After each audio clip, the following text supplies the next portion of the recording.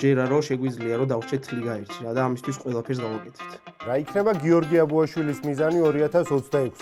დიდი გამოცდილება მივიღე ევროპული ფეხბურთის, ვისწავლე თითოეული მომენტის დაფასება, ვისწავლე მოთმინება.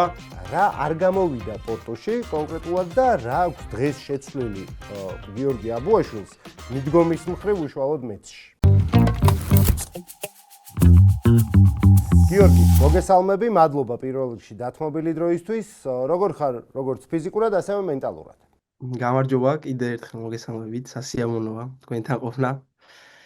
ფიზიკურად ძალიან კარგად ვარ, მზად ვარ, თუმცა შრომობ ყოველ დღე რომ გავაუმჯობესო ჩემი ფორმა. რაც შეეხება მენტალურ მხარეს, მენტალურადაც ძალიან კარგად ვარ. ყოველდღიურად მუშაობ ჩემ თავზე, იმიტომ რომ ჩემი აზრით ერთ-ერთი ყველაზე მთავარი რამე არის მენტალური მდგრადობა ფეხბურთში და ყოველდღე მუშაობ ამისთვის, რომ ნებისმიერ მომენტში მზად ვიყო და კონცენტრირებული ვიყო.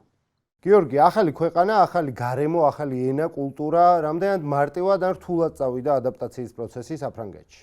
რა თქმა უნდა, ეხლა ახალი ქვეყანა, კულტურა, ენა, ეხლა ყოველთვის გარკვეულ სირთულეებთან არის დაკავშირებული, თუმცა თავინავე რომ ჩამოვედი, ძალიან თბილად მიმიღეს, ძალიან კარგად დამხვდნენ, თვითონ გასახდელში ძალიან კარგი სიტუაცია იყო თავინავე, თვითონ გუნდშიც ხელმძღვანელობა ძალიან კარგი ხალხი არის და ძალიან დამეხმარნენ ადაპტაციაში და შესაბამისად ძალიან მალე მოხდა ჩემი ადაპტირება საფრანგეთში, თუმცა თვითონ ენასაც ვსწავლობ ყოველდღიურად, რათა უფრო მეტი კომუნიკაცია მქონდეს ამათ ენაზე, ფეხბურთელებთან, მწვრთნელებთან ხელმძღვანელობასთან და ვცდილობ რომ ყოველდღიურად უფრო მთლიანად მოვერგო საფრანგეთს.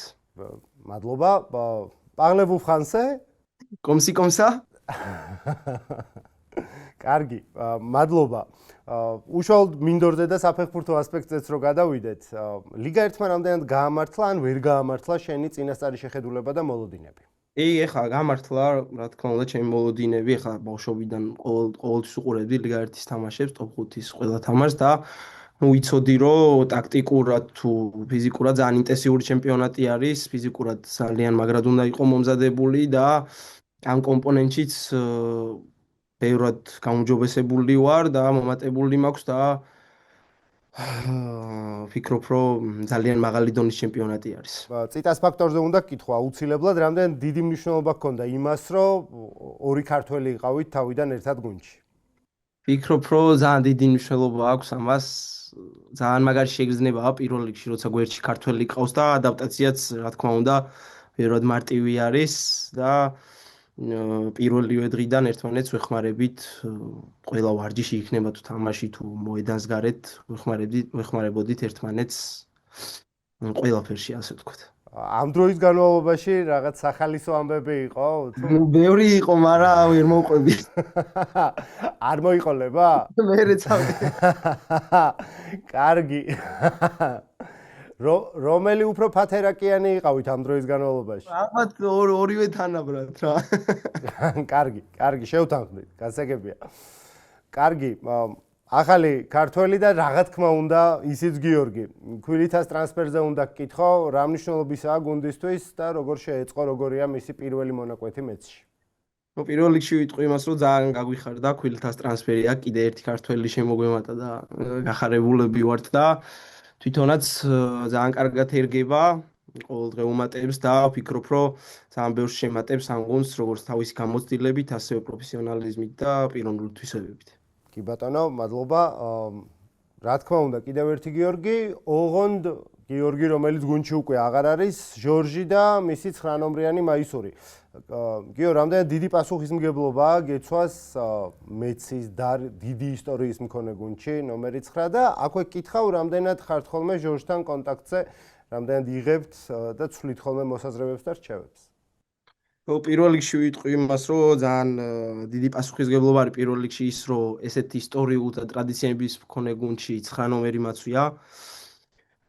და პლუს ამას როცა ემატება, რომ ქართველს ეცვა და თან ესეთი დონის ფეხბურთელს ორმაგი мотиваცია არის და ორმაგი პასუხისმგებლობა არის, რომ ყოველდღე იშრომო და ყოველდღე დაამტკიცო, რომ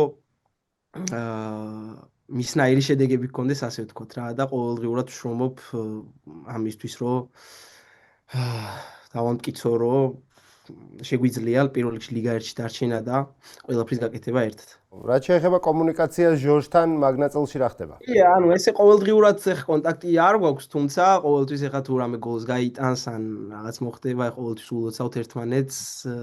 და თვითონ უშუალო სეზონის სტარტზე კი რჩევები მოგცა გვითხრა კლუბის შესახებ თუ რამდენად ისტორიული, როგორი ფანები ყავთ, ტრადიციული გუნდი არის და ბევრი რჩევა მოგცა და ძალიან დაგვეხმარა მისი რჩევები თავიდან. კეთილი, ახალი მთავარი მწვრთნელი ბენუა ტავენო. ბოლო პერიოდში შენც მეც სათამაშო დროს იღებ, რაც ცხადია, ფეხბურთის ქართველ გულშემატკივარს ძალიან ახარებს. რა შეიცვალა გუნდში ბენუა ტავენოს მოსვლის შემდეგ? ნუ ახალ მწვრთნელს რაც შეეხება, პირველ რიგში ვიტყვი იმას, რომ დიდი ენერგია და აგრესიულობა შემოიტანა გუნდში.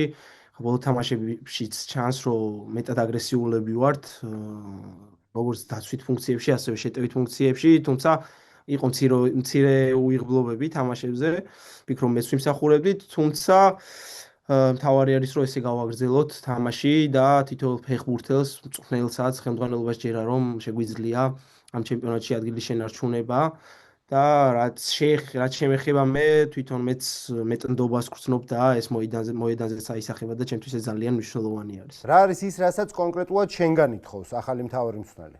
მწვრთნელი რასაც ჩვენგან შემტევებისგან ითხოვს ეს არის რომ პრესინგს ითხოვს ძალიან მაღალ ინტენსივობაში. ანუ რა თქმა უნდა შეტევასაც უფრო აგრესიულად უყურებს და ითხოვს რომ უფრო აგრესიულად შევუტიოთ, მეტად კარზე დაგეშილები ვიყოთ და ნუ უფრო პრესინგს ანიჭებს უპირატესობას, რაც ჩვენთვისაც ძალიან სასიამოვნო არის. კეთილი, ოსერთან მოახლოებულ უპრინციპულეს მატჩზე გკითხავ, 6 ქულიანი დაპირისპირება ფაქტობრივად ერთადერთი ქულაა სხვაობა პლეი-ოფის ადგილამდე. ოსერთან მატჩზეც გკითხავ გიგი და ასევე გკითხავ თუ რამდენად აქვს შენი აზრით მეც იმის შესაძლებლობა და უნარი რომ იბრძოლოს ლიგა 1-ში ადგილის შესანარჩუნებლად. რაც შეეხება ოსერთან თამაშს, ვფიქრობ რომ ყველაზე პრინციპული თამაში და ყველაზე მნიშვნელოვანი თამაში იქნება. ყველა ვემზადებით ამ თამაშისთვის, იმიტომ რომ როგორც ჩვენ თქვი, მართლა 6 ქულიანი თამაში არის და რაც შეეხება რესურსს, ყველა თითოეულ ფეხბურთელს ჯერა, საკუთარი თავის ჯერა, ერთიანია გუნდი და გვჯერა რომ შეგვიძლია რომ დავრჩეთ ლიგა 1-ში რა და ამისთვის ყველაფერს გავაკეთებთ. ნანტი ასევე თქვენი უშუალო ოპონენტი ადგილის შენარჩუნებისთვის ბრძოლაში, რომელთანაც შენ გაიტანე სადებიუტო გოლი, შეგიძლია მთლიან გოლის ეპიზოდი და რა თქმა უნდა ემოციები გაიხსენო. ნუ ეს გოლი ჩემს კარიერაში და არა მარტო კარიერაში, ცხოვრებაში ერთ-ერთი დაუვიწყარი მომენტი იყო, იმიტომ რომ წინა დღეს ვიზა გარდამეცვალა და ძალიან მინდოდა რომ მისთვის მიმეძღვნა ეს გოლი რა და ეს ასეც მოხდა და რავი ძალიან ბედნიერი ვიყავი იმ მომენტში რა, ჩემ მხრიდან რა შემეძლო იმ მომენტში რომ გამეკეთებინა და სხვა მხრივაც ლიგა 1-ში გავიტანე გოლი და რა თქმა უნდა ერთ-ერთი დაუვიწყარი მომენტი იქნება ჩემ ცხოვრებაში ეს. ნამდვილად არ ვიცოდი თუ ასეთი სამწუხარო ამბავი იყო და ეს ემოციური ფონი უძღოდა ამ გოლს წინ, რაც ცხადია ორმაგად ემოციურს გახდი და ამ გოლს გიორგი ეროვნულ გუნდში დებიუტი ჰქონდა ესპანეთთან, იმ დღის ემოციების გახსენებაც მინდა, რა გთხოვო? ნუ ეროვნულ ნაკრებს რაც შეეხება, ყველა ფეხბურთელის ოცნება არის, ადრეც მithავს რომ თავიდანვე რომ ეროვნულ ნაკრებში მოხდეს და ითამაშოს, ასევე როგორც ჩემი და ნუ ძალიან ბედნიერი ვიყავი, მით უმეტეს ესეთ მეტოქესთან შედგა ჩემი დებიუტი ესპანეთის ნაკრების წინააღმდეგ და ორმაგი მოტივაცია და პასუხისგებლობა არის, როცა ესეთ გუნდის წინააღმდეგ გადიხარ მოედანზე რა და ძალიან ბედნიერი ვიყავი ჩემ დებიუტის დროს, ბავშვობის ოცნება ავიხდინე ესე ვთქვა და ძალიან ბედნიერი ვიყავ. ცოტა უკან დაუბრუნდეთ პორტუზე მინდა აუცილებლად კითხო, როდესაც დინამო თბილისიდან პორტუგალიაში მიდიოდი, გემახსოვრება, კარგი ჩანახატი გავაკეთეთ, ორცელი სიუჟეტი. კითხვა მაქვს შემდეგი ალბათ ის, რაც ბევრ გულშემატკივარსაც აინტერესებს. რა არ გამოვიდა პორტუში კონკრეტულად და რა აქვს დღეს შეცვლილი გიორგი აბუაშვილს მიდგომის მხრივ უშუალოდ მეცში? ხო, ნუ პორტოს ტრანსფერს რაც შეეხება, ვფიქრობ, რომ ძალიან ახალგაზრდას და პატარას მომიწია. ხა ამხელა დონის გუნდში წასვლა, ვფიქრობ, რომ ჯერ ადრე იყო თავიდანვე პირდაპირ ამხელა გუნდში წასვლა. თუმცა ბევრი რამე ვისწავლე, იქ ყოფნით, დიდი გამოცდილება მივიღე ევროპული ფეხბურთის, ვისწავლე თითოეული მომენტის დაფასება, ვისწავლე მოთმინება და ვცდილობ, რომ იქაური გამოცდილება, რაც იქ მივიღე, ეხლა აქ გამოვიყენო და მივახმარო ხოლმე ჩემ თავს ყველაფერი. რა იქნება გიორგი აბუაშვილის მიზანი 2026 წელს, როგორც საკლუბო, ასევე სანაკრებო დონეზე? ნუ პირველ რიგში მიზანი იქნება ის, რომ საკუთარი თავი გავაუმჯობესო ყველაფერში და ჩემი თამაშით წარმატება მოუტანო როგორც კლუბს, ასევე ნაკრებს. კლუბის მიზნებს რაც შეეხება, რა თქმა უნდა, როგორც წეღან აღნიშნე, ლიგა 1-ში დარჩენა არის ჩვენი მიზანი და ძალიან ჯერა რომ ამას შევძლებთ და ეროვნულ ნაკრებს რაც შეეხება, მინდა რომ ეროვნულ ნაკრებთან ერთ-ერთ საკვანძო ფეხბურთელად ვიქცე და დავეხმარო მათ წარმატების მიღწევაში. ერთა ლიგაზე წარმატებული გამოსვლის გარდა უშუალოდ სპორტული და განვითარების თვალსაზრისით როგორ ფიქრობ, რა უნდა იყოს 2026 წელს ეროვნული გუნდის მიზანი? მაგალითად, წიტამ გითხრა, რომ სტაბილურობის ძიების და ბოლომდე სტაბილურობის მოპოვების წელი უნდა იყოს.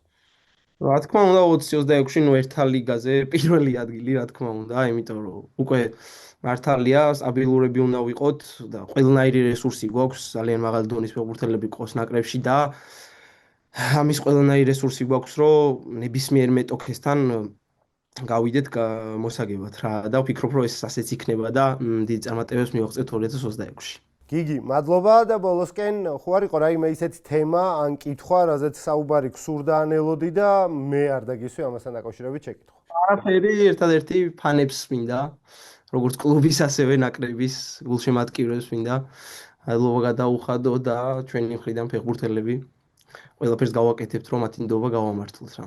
აბუ, ძალიან დიდი მადლობა და ბოლოს პოსტსკრიპტუმ შეკითხვა, ყველა ქართველი და ყველა გიორგი, ქვილითას ტრანსფერის მერე რა ხდება ამ თემაზე, მომრავლო და ხუმრობები? თავიდან იყო რა, ეხა, მაგრამ მიეჩვენენ რა, მაგრამ გონიათ რომ გონი საქართველოში ყველა სხვა სახელები არ არსებობს.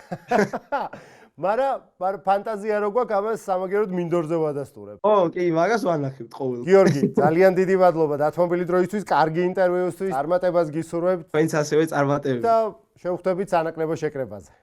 კარგად.